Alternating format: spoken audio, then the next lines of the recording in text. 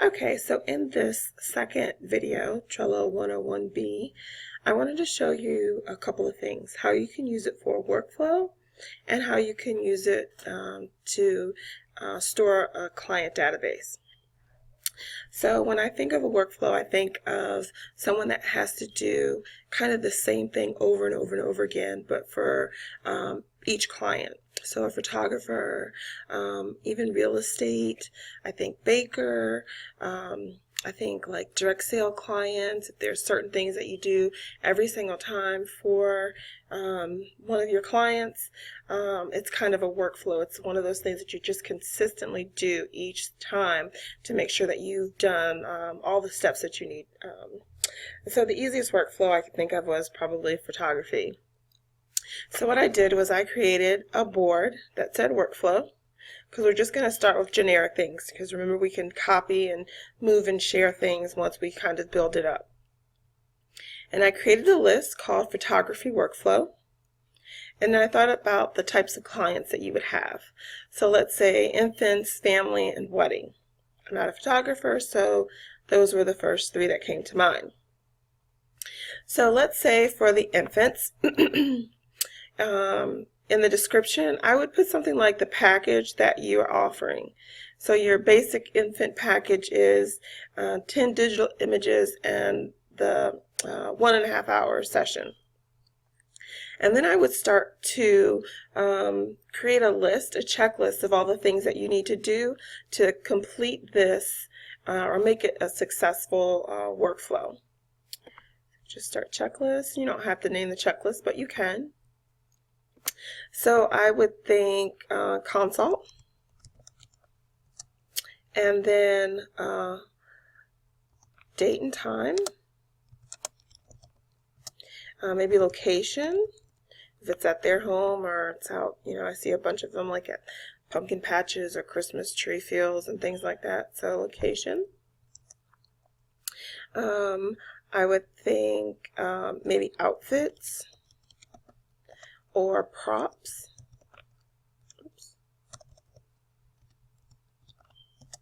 If there's special lighting that you'll need because of the time or location, special lens, I don't know, just guessing, that you would need in order to make this infant session a success. Right? So that's kind of how you could create that list. And then if we go to, let's say, a family session, we could do 3 or more, and it's probably, let's say, 2 hours, I'm guessing, because I don't know.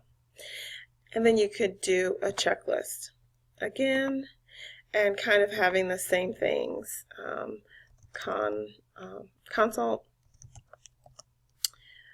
the date, time, location, maybe members of the family, just to kind of give you an idea. These are all the things that you'll want to do in order to make this session good. So that's kind of the front end of it, right? So we could actually call this the before session checklist.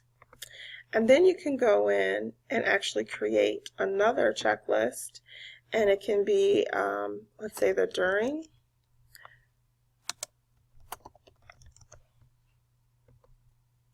and that can just be,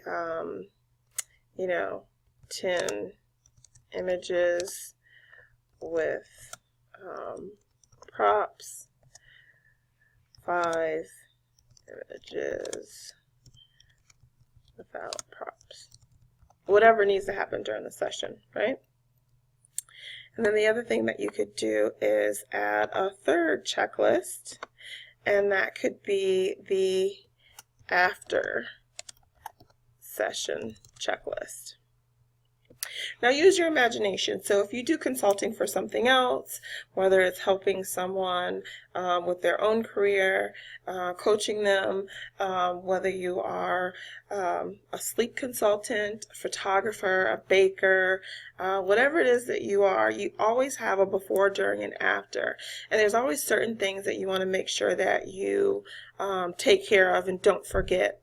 And as you start to build your business, it's very easy to be so busy and consumed that you actually forget to check these things off. So I'm just going to say edit images, send digital proofs. Any of the things that you would, do. So here you might want to make sure you get payment, right? Okay. So you kind of get the idea. It's kind of whatever you want it to be, it can be. So let's say I have another one that I want to do, but not only do I have a photography business, but maybe I also have a web design business. Same concept. Add your card, and you can do your pre-session or your free consult, right? And in your free consult, you might want to say maybe 40 minutes, Skype,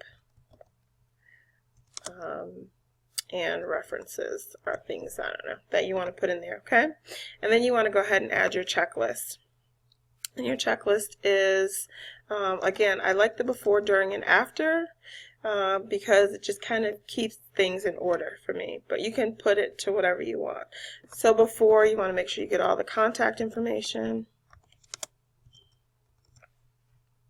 Oops, let's try and spell that right. I still didn't get that one. Try again. Contact info.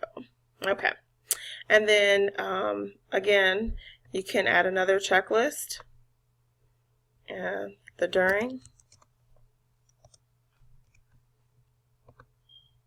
Okay. So you kind of get the idea of that, right? So this is where it's great when you have to start to add clients, because you can put your client here.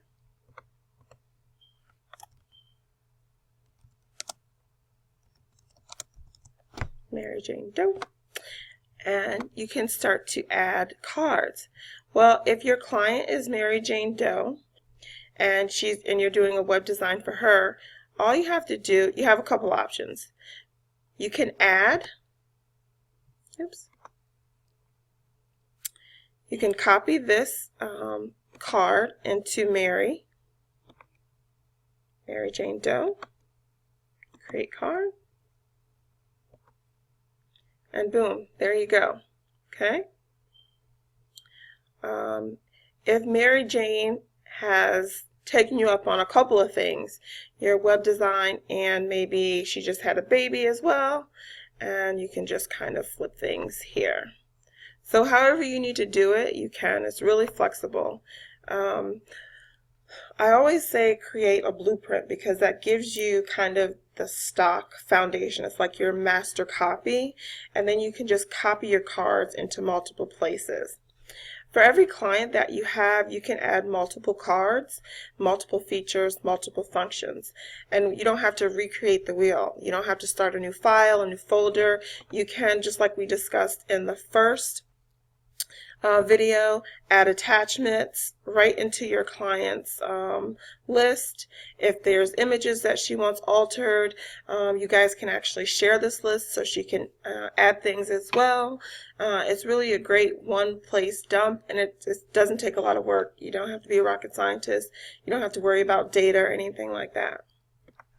So why don't you try it? Go ahead and add a workflow, whether it's a photography business or web design business, and then go ahead and add a client and play around with it a little bit. Nothing's permanent here.